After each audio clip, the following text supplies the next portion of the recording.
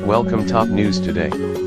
To mark a year since Donald Trump was inaugurated, the New York Times has given over its letters page to supporters of the U.S. president. One correspondent, Maymin, says he has lost friends because of the published letter he wrote explaining why he felt Mr. Trump's presidency has benefited American society. Here, he explains why he wrote the letter. "I don't want to be fragile. Do you? Fragile things live in fear. Any moderate amount of change destroys us. We crave stability." The New York Times recently asked Trump voters for their opinion of the president's first year. "Today, they printed my letter. As expected, this has immediately cost me some friends and brought many insulting emails. If I knew this would happen, why would I write in? Video how many tweets, trips and cokes. Few people talked about the content of what I wrote. People deflect from uncomfortable truths. We all suffer from cognitive dissonance, as author Scott Adams has eloquently described in his recent book Win Bigly. So people just unfriended me or called me a moron or a racist. Surprisingly, there were far more people who emailed to agree or thank me for the letter. The phenomenon Adams described as the shy Trump supporter seems stronger than ever. Donald Trump's incredible first year in power image. Mr. Maymin's letter to the New York Times. And what was in my letter? I explained what Trump has done to our country and the world. He has made us anti-fragile.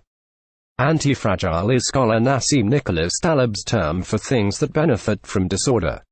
A single candle is fragile and extinguishes with the slightest breeze. A wildfire is anti-fragile and needs volatility to survive. Donald Trump is a wildfire. And he has led us all to become wildfires too. We used to be afraid of change. Problems. The first reaction was to run to big government and complain.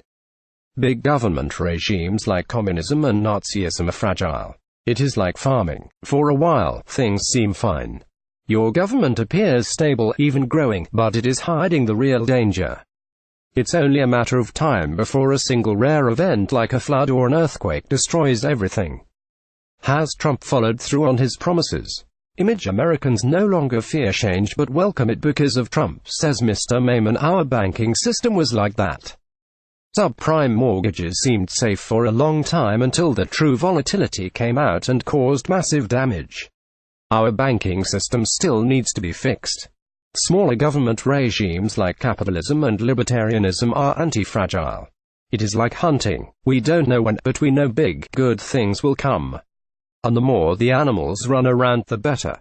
This has been the history of the greatest country on earth for most of our existence.